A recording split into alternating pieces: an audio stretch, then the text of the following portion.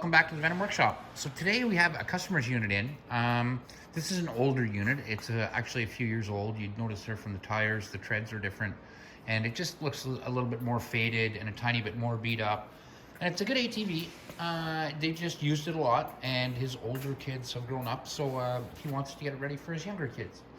So you'll see first off, it's been sitting outside. Chain's really dirty. So we're gonna clean that up. He said he was having a hard time getting it started, and even then it didn't want to run right. So we're gonna come down here. I already see some problems here. I see the gas line has swollen here a little bit. It's cracking, so it's probably leaking right there, yeah. Again, it's doing the same here. So fuel lines, as fuel lines get older, they will weather and crack. You'll see another one right here is cracked and broke. So we're gonna take a good look at all these fuel lines and get rid of any of the ones that are broken or cracked, that that aren't working very well. We're gonna do an oil change on it, obviously. We'll put a new spark plug. And these are all things that you guys can do at home. So if you find your ATV is starting to get a little sluggish or it's harder to start, these are the things that you're gonna wanna check. Especially broken fuel lines, like you'll see it's just old, it's just weathered and it's been outside for a while and it started to crack and get old. So like I said, we're gonna go through, we're gonna take the carb off. Anytime you have a carb like that, you're better off to just go ahead and change it. It's just for the price of a carb, they're super cheap. You're better off to just change the carb and be done with it. This one, like I said, it's just, it hasn't had a hard life. It's just been used. So we're gonna get it back to normal. We're gonna get it back to running perfect here. So most likely I'm gonna change the battery too. I imagine it's not doing any better. Yeah, the battery looks pretty rough down in there. I will try it and see what I can do with it. But you can see again that it's pretty weathered, and they have driven this. Like, this thing's been ridden a lot. And that's what we want. We want you guys to be able to ride these and have fun with them. So let's go ahead and get started here. I'm gonna get my camera and my tools and stuff, and we'll start digging into this and seeing what's going on with it. But yeah, so that's gonna be our video for today. So you'll notice here that I just soaked the chain in oil. This isn't actually what I'm gonna lube the chain with, but some of the excuse me, some of the links were actually seized. So I just kind of banged it loose with my hammer, and I mean just literally soaked this with oil. I just wanted to get some penetrating oil on there and loosen up some of that rust and stuff that was on there.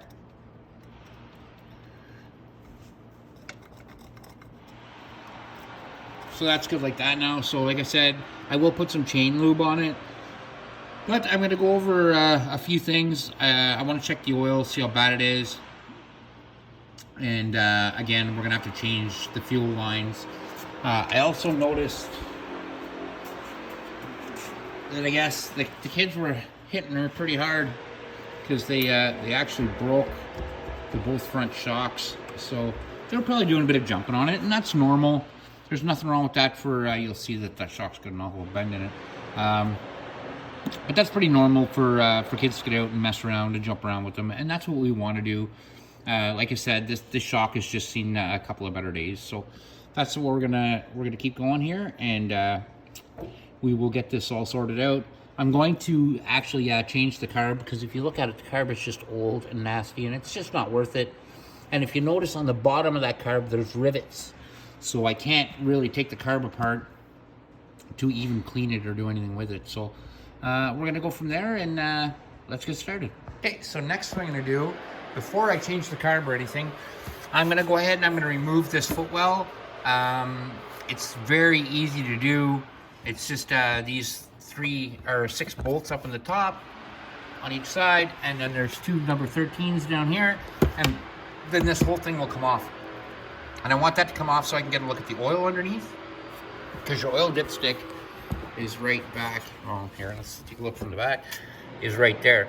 So getting this out of the way is my first priority, and then we'll get a look at the oil, because we're gonna have to change the oil in it anyway, and we'll kind of go from there. But yeah, so let's get this fixed up and going. Okay, so I pulled all my fuel lines off, and you're gonna notice that everyone is cracked and broken. So it just sat outside a lot, this unit. And you'll see this one is down here, up here. So I'm gonna change all those fuel lines. I've also, I got the footwell off. I'm gonna pop the oil. I wanna show you what I'm talking about. So it's really dark. That oil is really black. I bet you it smells pretty burnt. Yeah, so it needs to be changed.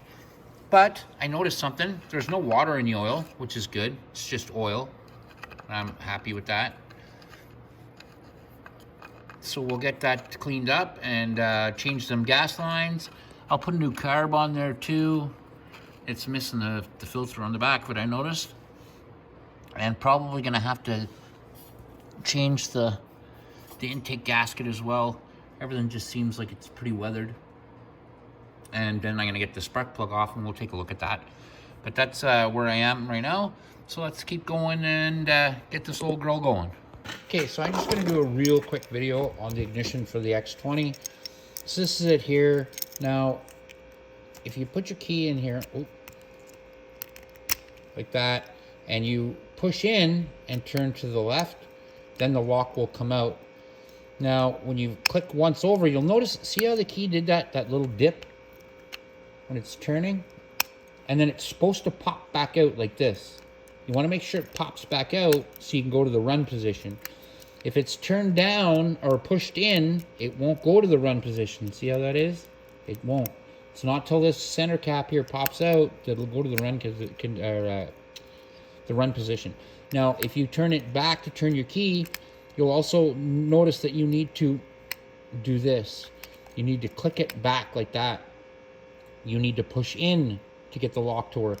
And then it pops around by itself like that. So if it doesn't pop out, it's not a big deal. Just pour a little bit or squirt a little bit of WD-40 in there and just work that in and out like this with your thumb.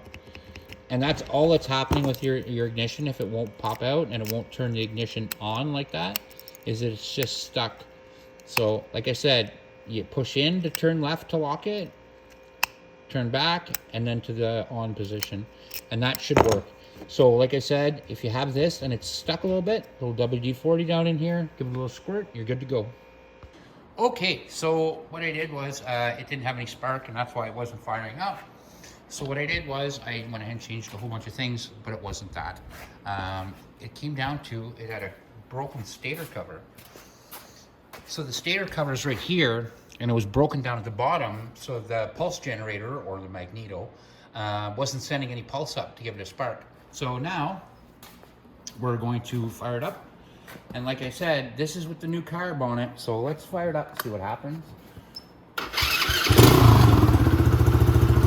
And it fired right up.